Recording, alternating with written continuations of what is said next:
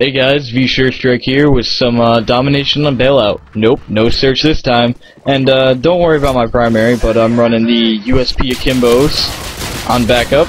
The Maration Pro, stopping power, not pro quite yet because I've been playing way too much hardcore this prestige, which is 10th, and last stand, which I only get a few kills with. So, this was an extremely fun game. I was mostly pistol only. I get one kill with my primary throughout the entire game. Then, of course, my kill streaks help me out a bit. And those kill streaks would be the Predator, the Harrier, and the Pave Low. Or Pave Low, the Mexican helicopter, as that guy who can't would call it. Well, he used to call it anyway. I don't know why he doesn't call it now. I don't remember, but it's probably because people are giving him too much crap for saying Mexican helicopter. Whatever. I really didn't care. I thought it was hilarious. Anyway, this game was extremely exciting for me because I didn't plan on doing well. I just planned on running around and shooting people with my USPs. I'm going for the tack knife on my USP because I want to start playing some knife-only search matches. Excuse me. So yeah, and I've always found that ground war, especially domination, is a great way to rank up your guns, your perks, because you have a tendency to get 30-40 kills a match, and if you do well, you can get more than 30-40 kills a match. You also notice that I sped this up a lot in the beginning, and I apologize for that, but I had to cut down the clip length a little bit. It's nothing really exciting, basically me calling in airstrikes, me dying, me getting owned in last stand, that kind of stuff, nothing really important. But I do believe that's the last bit spade up there, so I think we're all set. Tactics for going pistol only. Well, my first tactic is I do not recommend it unless you're running Akimbo USPs, Akimbo not Deagles, but Desert Eagles. I can't stand in this game. I mean, I use them on backup in my sniper class when I have them, just to clean up hit markers, but that's about it. But first tip is I recommend not doing it because it's extremely hard to do. What you can do if you want to is make sure you got an Akimbo USP, Akimbo Magnum, and I don't really recommend the Akimbo M9s because those are 3-shot kill, while the Akimbo USPs and Magnums are 2-shot kill. And what I mean by 2-shot kill is I mean 1 bullet from each gun. So those are really effective. The Magnum I don't recommend either, but it's about the same as the USP, but the USP has a faster reload time. But you don't need stopping power on Akimbo Magnums. So it's a trade-off, you know. But either way, going pistol only is not recommended. It's if you want to goof around, if you want to go for your tack knife or whatever, then maybe, but that's about it.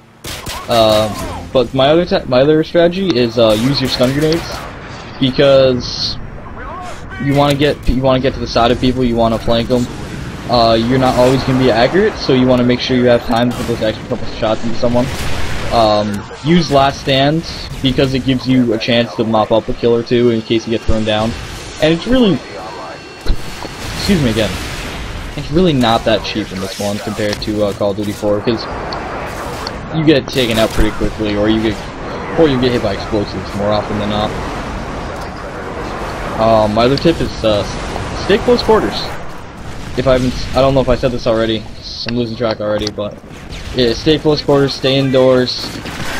You want to have your crosshairs within a certain distance from someone, because at long range, Akimbo anything is just crap, and even single pistols are pretty bad at long range, except for the Magnum. The Magnum's not bad at long range, but if you're doing Magnum long range, you might want to just do hardcore. But you'll notice in the beginning of the clip I wasn't playing that objectively. I ran through a couple points, but most of the time I was really just pushing to get to the enemy and get them away from the point, and have my teammates cap it. But now I'm the only one here at A, so I'm starting to guard the flag, take out a few guys, run around the A flag. Here I get stunned and I started to freak out, so I was hoping, because I want my kill streak going. I knew this game was turning out really well, and then he suddenly vanished into the abyss. So here I'm running across open ground. Not a great idea, but I was pretty sure I could do it, judging by where the red dots were on the UAV. And I want to run up here, help out guard B a little bit. And I hear we're losing Bravo, so I call the airstrike a little bit too close to too far away from Bravo to do anything. But then I just run in here and clean up a couple guys. Now this was, see right there, completely crap at long range. I had to move up. I get put into last stand, and my Pave Low actually ends up finishing him off. So the Akimbo is not great at long range. You really gotta stay back. And like I said, even with just a normal pistol, you really want to stay in close quarters and get those shots off. And if you are doing knife only, I really highly recommend the Akimbos, because basically it doubles the amount of firepower you have at close range, and of course it restricts your long range ability, but pistols have pretty poor long range ability in the first place. And also, don't be shy with the grenades. It may be pistol only, but don't be shy with the grenades. There's no law saying if you go pistol only you can't use grenades.